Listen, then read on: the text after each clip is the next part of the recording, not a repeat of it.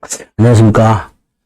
5월 달에 그 학원에서 핵심 요약과정, 보통 학원마다 복습 문제를 이렇게 5문제에서 10문제 이렇게 풀고 해설하고 하죠. 그 다음에, 그건 이제 따로, 학원이라고 했고, 제가 이제 강의하는 학원에서 했던 거, 실제 강의하면서 이렇게 해설했던 거, 그거 이제 보실 수 있게 해드리고 있고요. 이제 밴드에 따로, 거기 진도에 맞춰가지고, 비슷한 유형으로 문제를 지금 올려드리고 있고, 그 해설 강의입니다. 이것도, 5, 6월달 진도에 맞춰가지고, 총 8개, 10문제씩, 10문제, 5문제에서 10문제 사이, 8개 정도, 8회에 걸쳐서 이렇게 문제 푸시고 해설 들으실 수 있도록 그렇게 해드리겠습니다. 이제 5, 6월달 핵심 인원 과정이 끝나면 이제 대부분 이제 문제풀이 과정으로 들어가는데 문제풀이가 아주 중요해요. 민법에서는. 그래서 문제풀이 과정을 어떻게 하고, 그러니까 지금까지 공부를 해오셨던 분들의 그 일반적인 모의고사 민법 점수가 30점대, 뭐 20점대, 30점대 이렇게 되는데 7, 8월달 문제풀이 과정을 어떻게 하느냐에 따라서 그걸 한 5, 60점대로 이렇게 점프 시킬 수가 있어요. 그걸 잘 7, 8월달 과정을 잘 보내셔야 그 5, 60점대까지 끌어올리실 수 있는데 그 과정을 못 하시는 분들이 굉장히 많습니다. 그래서 그 과정을 어떻게 할 것인가도 따로 제가 편하게 촬영해서 여러분들이 대비하실 수 있게 그렇게 해드리겠습니다. 밴드는 첫 번째 문제죠. 1회차 문제죠. 민법 총칙이고, 민법 총칙에는 크게 5덩어리가 있다고 했죠. 법률행위 목적과 관련해서, 법률행위 효력 요건과 관련해서 목적 요건, 확정성, 가능성, 적법성, 사회적 타당성, 의사표시 요건, 의사표시가 일치하고 하자가 없을 것, 그 다음에 대리를 통한 계약이 유효하려면 대리권이 존재하고 대리행위가 있을 것, 그렇죠. 그 다음에 이제 조건이나 기한과 같은 이런 게 붙어있는 법률행위가 어떤 효력이 있는가 요거 하고요. 마지막이 법률행위가 효력 요건을 갖추지 못했을 때 무효인 법률행위 취소할 수 있는 법률행위 이렇게 되죠. 요거 어떻게 처리할까 하는 게 총 5덩어리가 있죠. 그거와 관련된 문제다라고 생각하시면 됩니다. 민법은 문제를 딱 보면 뭘 물어보는지 이렇게 명확하게 물어보는 거, 법률행위에 관한 설명, 법률행위 목적에 관한 설명, 이렇게 딱 뭘 물어보는지 포인트를 딱 찍어서 물어보는 경우가 많죠. 그런데 아닌 경우도 많죠. 사례 형태로 물어보거나 그 다음에 뭐 이렇게 쭉 써놨는데 이게 뭘 물어보는지 명확하지 않은 경우가 굉장히 많습니다. 또 지문 자체도 뭘 물어보는지 명확하게 똑 떨어지는 지문이 있는 반면에 이게 도대체 공부를 안 한 분들은 다 뭘 물어보는지 모르는 거고, 공부를 했는데도 불구하고 이 지문이 뭘 물어보는 건지 파악이 안 되는 경우가 태반이죠. 그런 걸 문제풀이 과정을 통해서 내 걸로 만들어야 되는데, 여기서 조심하실 것은, 여러분들이 누구 강의를 듣든지 간에 그 강의를 하는 사람이 문제를 어떻게 접근하는가, 그거를 잘 눈여겨봤다 그대로 따라 하시는 거예요. 그래야 실수가 줄어듭니다. 저는 문제풀이 할 때 그런 방향으로 문제를 풉니다. 그렇게 해드립니다. 자, 그럼 보세요. 1번. 법률행위에 관한 다음 설명도 틀린 것은 되어 있습니다. 법률행위, 이제 매매 계약 같은 걸 법률행위를 한다 그랬고요. 단독행위가 있고, 계약이 있죠. 대부분이 계약이죠. 그리고 단독행위는 상대방 있는 단독행위와 없는 단독행위가 있습니다. 그거와 관련된 거죠.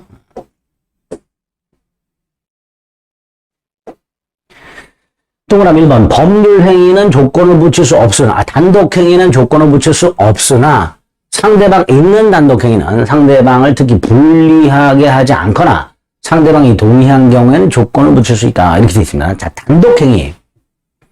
나중에 부관이라고 해서 조건과 기한을 가는데, 그 조건과 기한 중에서 조건을 붙일 수 없는 행위들이 있죠. 조건을 붙일 수 없는 행위.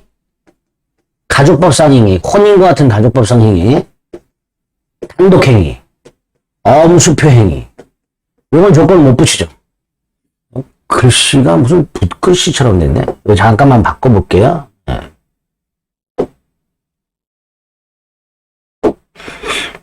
요거 같은데. 요게 같은데. 써볼까?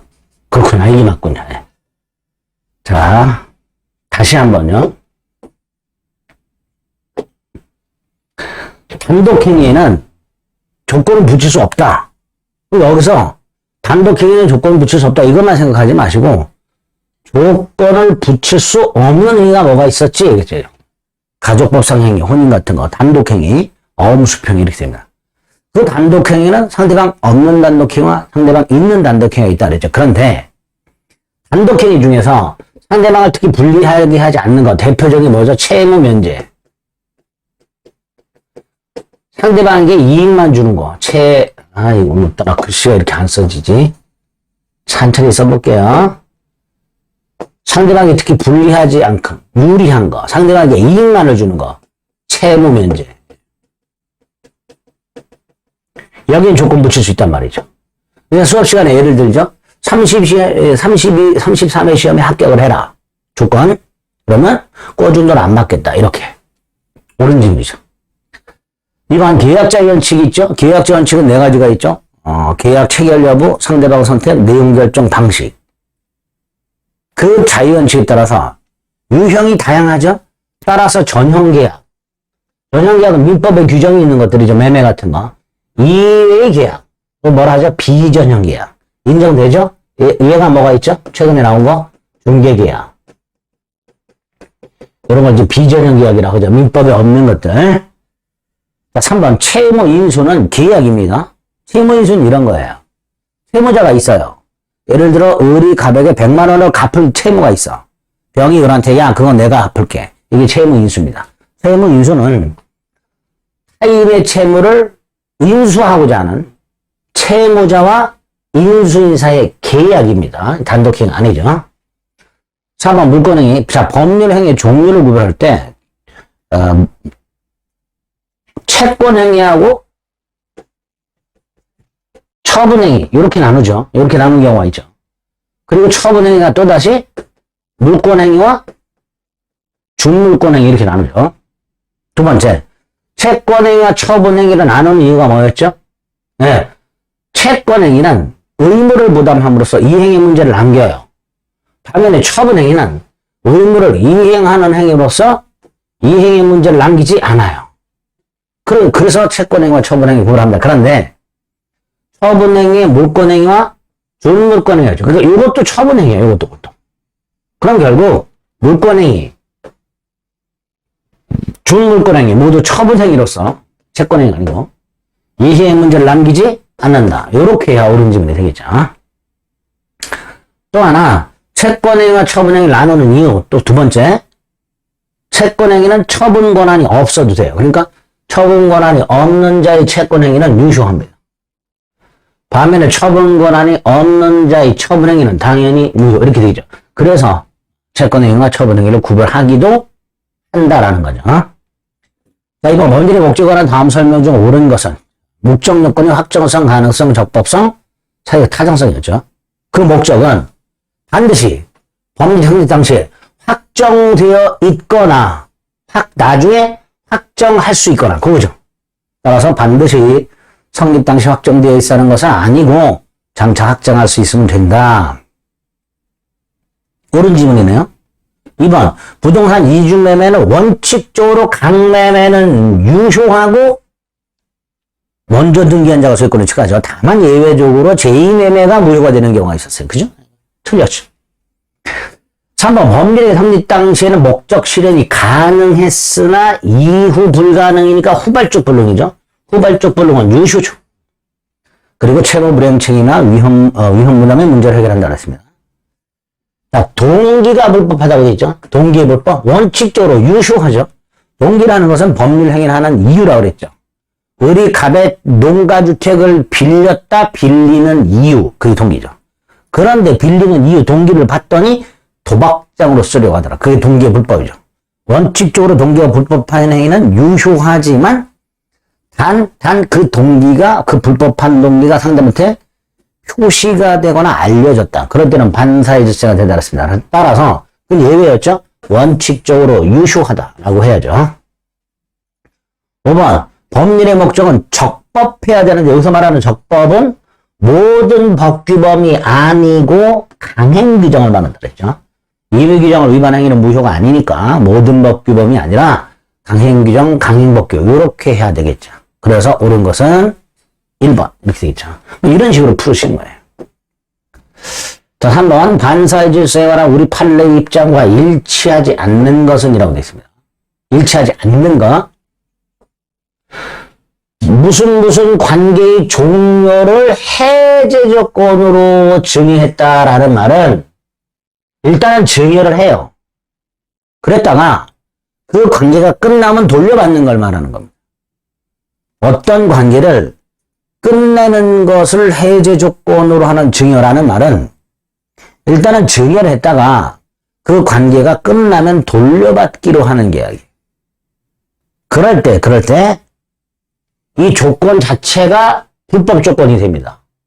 그 경우에 조건만 무효가 아니라 증여 전체가 무효가 됩니다. 151조 1항이죠. 그죠? 151조 1항 조문. 2번 근로자를 해외 파견하면서 그 경비를 회사가 부담하되 귀국 후 일정 기간 근무하면 그 반환 체불을 면제해주고 만약에 근무하지 않으면 그 경비를 배상한다. 반사의 질서가 아니죠. 이 정도는 해야죠. 근로자를 해외 보내서 교육을 하기 위해서 그 회사가 돈을 들였으니까 원칙적으로 유효하다. 3번 증언을 조건으로 대가를 받기로 했다. 여기서 말하는 증언은 이제 진실 증언이겠죠. 자, 증언을 조건으로 돈을 주기로 받기로 했다. 모두가 무효가 되는 건 아니죠. 왜? 사회통념상 허용한도가 있어요. 허용한도. 요 사회통념상 허용한도를 초과했냐? 초과하지 않았냐에 따라 달라지죠.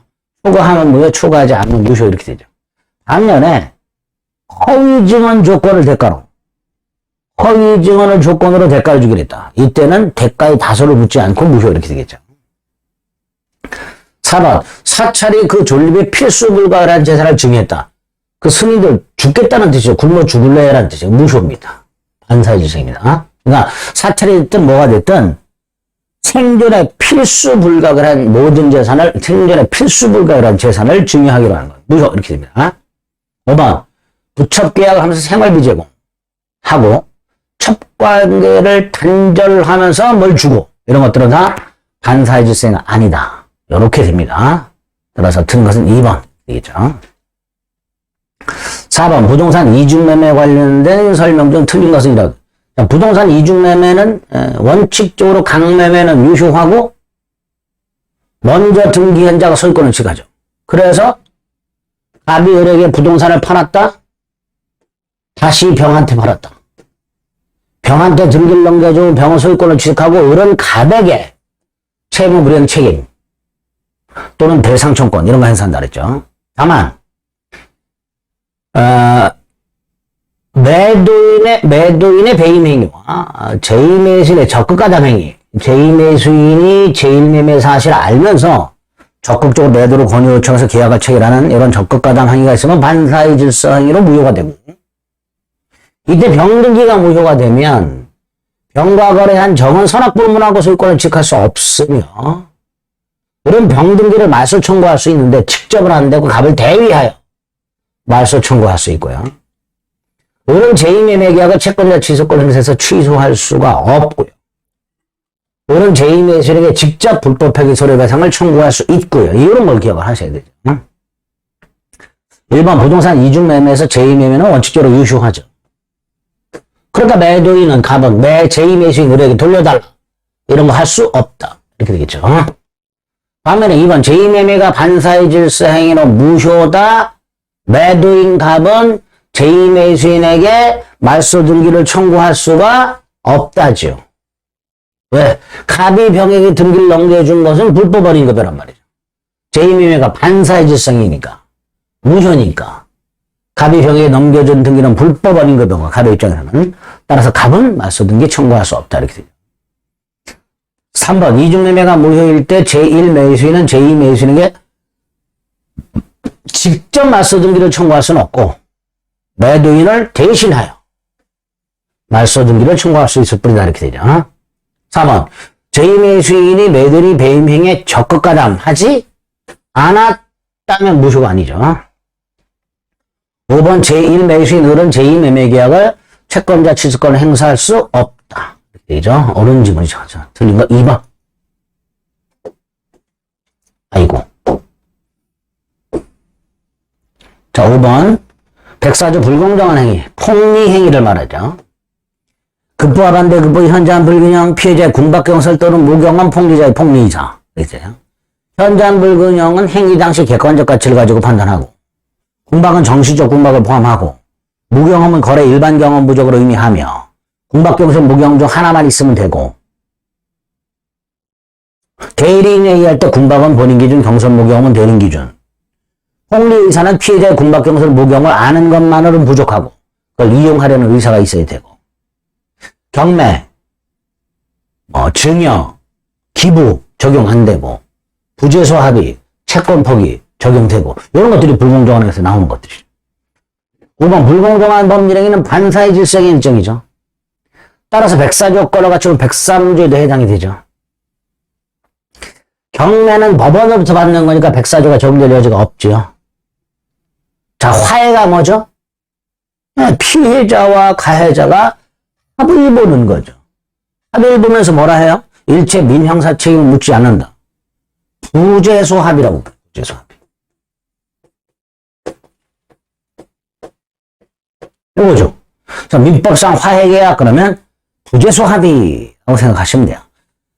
가해자가 피해자에게 얼마를 배상하고 피해자는 일체 민형사 책임을 묻지 않는다. 소송을 제기하지 않는다. 뭐예요? 부재소라는 게 뭐예요? 소송 제기하지 않는다 이런 거죠. 이것도 불공정한 해가 될 수 있지요. 4번 틀렸죠. 자, 5번 불공정한 행위는 가혹매매 무효죠. 다만 폭리자는 반환 청구할 수 없고 피해자는 반환 청구할 수 있죠. 그러니까 폭리자와 거래한 사람은 선악불문하고 소유권을 취득할 수가 없지. 절대적 무효니까. 따라서 폭리자로부터 가옥을 매수한 자는 소유권을 주장할 수가 없다. 이렇게 되겠죠. 틀린 거 4번. 6번 법률의 해석에 관한 다음 설명 중 틀린 것은 이라고. 법률의 해석이 뭐죠? 법률의 목적이 무엇인지 밝히는 거죠. 원칙적으로 상대방 입장에서 표시 행위를 기준으로 판단하죠. 이걸 규범적 해석이라고 한다 했습니다. 반면에 예외적으로 표의자 입장에서 진의, 내심의 의사를 가지고 판단하는 자연적 해석이 있었고요. 자연적 해석과 관련된 오표시, 무해 원칙이라는 게 있었죠. 그런 게 떠오르면 되죠. 1번, 법률행위 해석의 대상은 표시행위, 내심의 효과의사를 탐구하는 것이 아니라 표시행위를 객관적으로 탐구하는 거다. 규범적 해석이죠. 이게 원칙이죠. 자, 2번은 법률의 당사자가 법령 중 선량한 풍속 기타 사회 질서와 관계가 없는 규정은 임의 규정을 말하죠. 그 임의 규정과 다른 의사를 표시하면 당연히 그 의사에 의하죠. 임의 규정은 안 지켜도 된다 그랬죠. 예컨대 임차인은 임대인에게 비용 상환을 청구할 수 있다. 필요 626조. 임의 규정이죠. 근데 그거하고 다른 의사 표시할 수 있죠. 비용 상환 청구는 포기 특약. 그럼 그 의사에 의하죠. 여기 106조죠. 3번 법령 중에 선량한 분석 기타 사회 질서와 관계가 없는 규정, 임의 규정이죠. 역시. 그거와 다른 관습이 있더라. 어느 지역을 봤더니 임차인이 비용을 청구하지 않는 관습이 있더라. 민법상 임대차에서는 임차인이 비용 상환을 청구할 수 있도록 되어 있는데 어느 지역을 봤더니 관행적으로 임차인이 비용을 부담하고 임대인에게 비용 상환을 청구하지 않는 그런 관습이 있더라면 관행이. 근데 당사자 의사는 불분명해. 임차인이 비용을 부담하는지 아닌지 그게 불분명해. 그러면 그 관습에 의한다.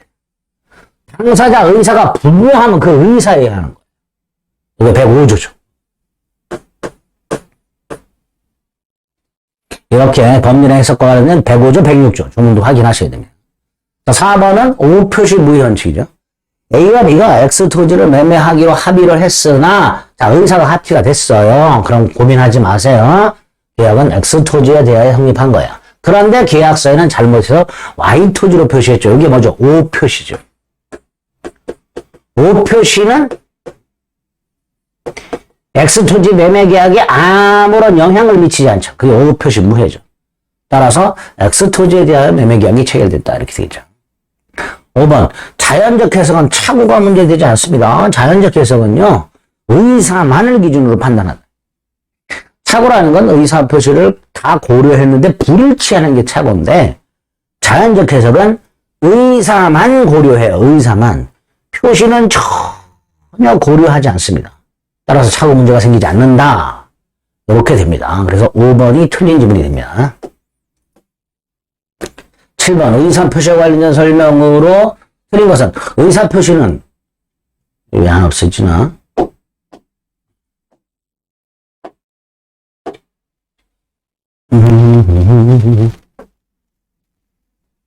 잠시만요. 제가 또 뭘 잘못 건드렸나 보네. 보기 읽기 모드. 네, 됐습니다. 요거 조금 옮길까? 7번 의사표시에 관한 다음 설명이 틀린 것은 의사표시는 일정한 효과, 권리, 의무의 발생을 목적으로 하는 의사를 외부에 표시하는 행위. 그래서 의사표시죠. 법률 사실이죠. 법률 요건이 아니라 법률 사실. 의사표시는 법령의 필수 구성 요소죠. 따라서 안고 없는 찐빵은 있을 수 없죠. 똑같죠. 의사표시 없는 법령은 있을 수 없다. 3번 의사표시를 무효로 하거나 취소할 수 있는 사정이 있는 경우에 당연히 법률의 계약 전체가 무효 취소가 됩니다. 4번 표시행위에 가지는 의미는 표의자가 주관적으로 생각한 게 아니라 그 거래계약에서 통용되는 객관적 의미. 이게 규범적 해석이죠. 5번 의사표시 해석에 있어서 당사자의 진정한 의사를 상대방이 알 수 없다. 이렇게 됩니다. 갑이 의사는 A고 표시는 B인데 즉 을에게 B라고 표시했을 때 상대방 을이 당사자 갑의 여기서 당사자는 의사표시 당사자를 말해요. 당사자 갑의 진정한 의사를 몰라 을이 그럼 표시 가지고 해석해야 되죠. 이게 규범적이죠. 그래서 외부로 표시된 행위에 의하여 추측을 하여 단정한 추단, 추단된 의사를 가지고 해석을 해야 되죠. 이게 규범적 해석이죠. 틀린 것은 5번. 8번. 비진이 표시는 107조에서 뭐라고 되어 있죠? 107조이라 표의자가 진이 아님을 알고 한 것이라도 그대로 효력이 있다. 그러나 상대방이 표의자의 진이 아님을 알았거나 악의 알 수 있었다 과실. 그러면 무효다. 107조 조문에 그대로 되어 있죠. 2번 법률상 또는 사실상 장애로 자기 명의로 대출을 받을 수 없는 갑을 위하여 명의를 빌려준 을 비진이 표시 아니라 그랬죠. 그러니까 을에게 채무 부담 의사가 없다고 할 수는 없다, 있다. 그러니까 비진이 표시가 아니다. 이렇게 되는 거죠. 3번 비진이 표시가 무효라 하더라도 107조 이항 선의 제3적인 대항하지 못하죠. 4번 국립대 교수와 같은 공무원 등이 거짓으로 사직서를 제출하는 등 공법상의 의사표시에는 민법상 의사표시 규정이 원칙적으로 적용되지 않죠. 5번 비진이 표시에서 말하는 진위가 뭐죠? 이거 특정한 내용의 의사를 표시하고자 하는 표의자의 생각 이거죠. 표의자가 진정으로 마음으로서 바라는 상을 뜻하는 것은 아니다죠. 그래서 강박을 당해서 재산을 강제로 뺏긴다는 것이 본심이라 하더라도 일단 증여를 하기로 마음을 먹고 증여를 한 이상 비진이 표시라 할 수는 없다. 이렇게 말한다 그랬죠. 틀린 것은 4번. 9번 허위 표시에 관한 다음 설명 틀린 것은 허위 표시는 표의자가 상대방과 합의한 비진이 표시죠. 상대방과 통정한 허위의 의사표시 이렇게 되죠. 통정이 뭐예요? 합의죠. 통정, 통모, 양해, 합의. 허위 표시 당사자, 예컨대 가장매매계약의 당사자. 언제나 무효죠. 3번 가장소비대차. 각과 을 사이에 가짜로 돈을 빌려주는 계약이 있었어요. 그러니까 얘가 가짜 채권자예요. 가장대주. 얘가 가짜 채무자야. 가장차주. 가짜 채권을 갖고 있어. 가장채권. 근데 이 가장대주가 파산했어. 그 파산관제인. 제3자 해당 한다라는 게 판례죠. 포괄승계이지만 보호되는 제3자 해당 한다라는 게 판례입니다. 틀렸죠. 4번은요. 쭉 읽다 보니까 실질적인 주채무자가 갑인데 을의 이름으로 돈을 빌렸는데 금융기관이 이러한 사정을 양해하였다 이렇게 됐죠. 양해가 뭐예요? 통정이죠. 통정, 통모, 양해, 합의. 그러니까 통정허위 표시에 해당한다 이렇게. 5번 증여를 하면서 증여를 해요. 근데 증여세를 면탈하기 위해서 감춰요. 은리. 그리고 마치 매매를 한 것처럼 꾸며요. 매매로 가장. 그 매매는 가장행위로 무효지만 증여는 요건을 갖추면 유효라고 그랬죠. 그게 요거죠. 가장행위, 은닉행위. 되는 거 3번. 자, 10번. 오늘 문제가 많네요. 10번. 10번은 허위 표시 사례 형태로 나오는 거. 뭐죠? 가장매매죠. 가장매매. 갑은 채권자 을의 강제입행을 면할 목적으로 자기 소유 부동산을 병에게 가장 양도하였고 갑, 병, 가장매매 갑의 채권자 을 병은 다시 부동산을 선의의 정에게 팔았다. 일단 가장매매는 무효죠. 또 이거 반사의 질서가 아니니까 갑은 말소 등기 청구할 수 있죠. 채권자 때문에 말소 안 하지. 채권자는 채권자 취소권 행사할 수 있다고 그랬죠. 두 번째, 선의 병은, 선의 유정은 소유권 취득하죠. 이때 제3자 선의는 추정이 되고요. 과실 유무는 묻지 않고요. 선의라면 과실이 있더라도 보호되고요. 선의 제3자가 무효를 주장하는 것은 무방하고요. 선의 제3자와 거래한 전득자는 선악불문하고 보호되죠. 그리고 소유권을 상실하게 된 갑은 병을 상대로 부당이득 반환을 청구하거나 손해배상 청구할 수 있죠. 그럼 1번 을이 정에게 등기말소를 청구할 수 있는 거 안 되죠. 정은 선이니까 보호되니까 안 된다. 2번 갑도 정에게 무효를 주장할 수는 없다. 어느 누구도 선의 제3자에게 대항하지 못한다. 대신 3번 갑은 병에게 불법행위 손해배상을 청구하거나 부당이득 반환을 청구할 수 있다. 병이 선의 정에게 팔아먹고 받은 돈 부당이득 반환 헐값에 팔았다 손해배상 청구 이렇게 되겠죠. 갑은 병에게 불법행위 손해배상 청구할 수 있고 부당이득 반환 청구할 수 있죠. 자, 5번 선의 정의 스스로 무효를 주장하는 것은 무방하다. 그렇죠. 5번이 틀렸죠. 12번 차고 109조 원칙적으로 유효하되 취소할 수 있다. 취소하려면 중요 부분 착오여야 되고 중대한 과실이 없어야 한다. 착오라는 것은 의사와 표시가 추단되는 자. 표시행위로부터 추단되는 세니까 표시의사죠. 요구와 진위가 일치하지 않으면서 그 불일치를 모르고 있는 것. 의사 표시가 불일치하고 불일치를 모르고 있는 것. 이렇게 2번 표시기관으로서의 사자 심부름권이죠. 갑이 을에게 병한테 가서 개당 10,000원에 사와라 그랬는데 을이 병한테 가서 개당 10만 원이라고 표시. 이게 표시기관으로서의 사자죠. 본인의 의사는 개당 10,000원. 사자는 10만 원이라고 표시. 이걸 뭐죠? 표시기관이 착오. 의사표시 착오죠. 3번 착오에 있어서 중대한 과실에 관한 입증이 나오죠.